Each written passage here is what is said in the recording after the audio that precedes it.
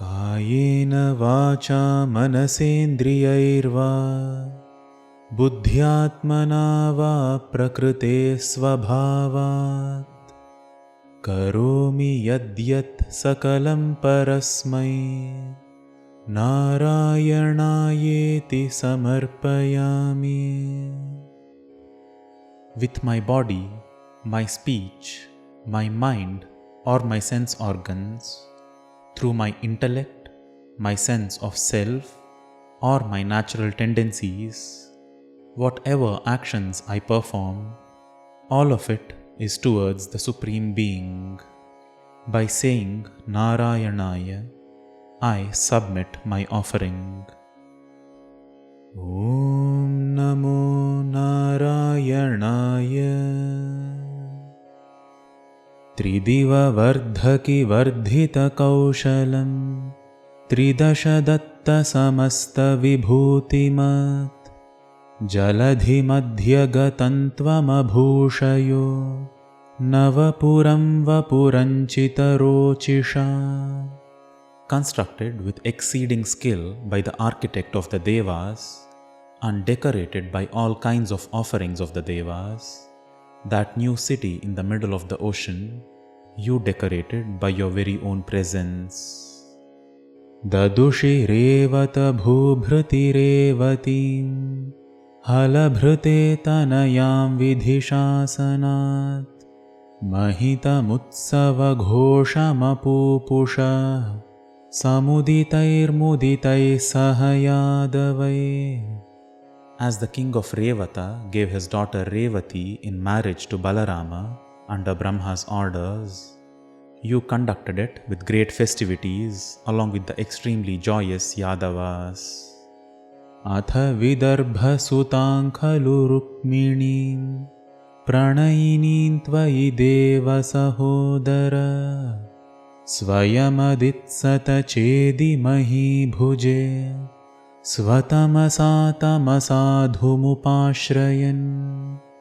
Then the daughter of the king of Vidarbha, Rukmini, who was in love with you, O Lord, didn't her brother, through his own force of mind, born out of tamas, wanted to marry her off to the non-virtuous king of Chedi, Shishupala. Chiradhrita pranayatvayi balika Sapadi kankshita bhanga samakula Tava nivedayitun dvijamadishat Svakadananga vinirmitam.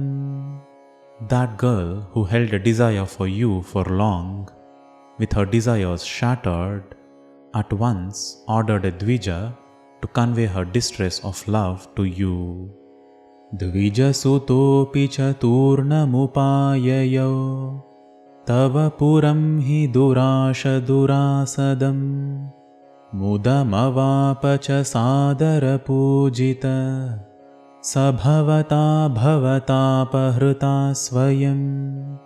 That Brahmin boy too quickly arrived at your city, which is hard to enter for the rivals. You received him joyfully, and he was then honored by you yourself, the one who removes sufferings. Sacha bhavantam avochata kundine nripasuta khalu rajati rukmini tvayi samutsukaya nijadhirata rahitaya hitaya prahitosmyaham.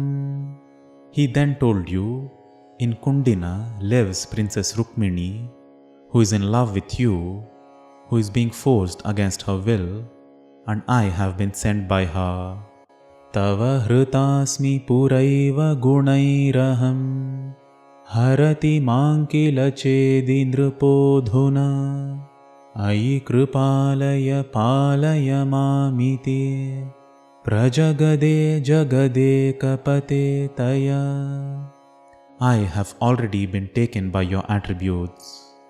Now the king of Chedi wishes to take me. O abode of compassion, protect me. Thus she conveyed her message to you, O single most ruler of the world. Asharananyadi mantvam upekshase सपदि जीवितमेव जहाम्यहम् इति गिरासुतनोरतनोद्भृशम् सुहृदयं हृदयं तव कातरम्. If you forsake me who has no other recourse, I shall forsake my own life. With these words of that beautiful one, that Brahmin friend enveloped your heart in compassion towards her. Akathayastvamathayna maye sakhe tadadhika mama manmatha vedana nrupasamakshamupetya haramyaham tadayitamasi te kshanam. You then told him, O friend, I am in more suffering than her hearing this.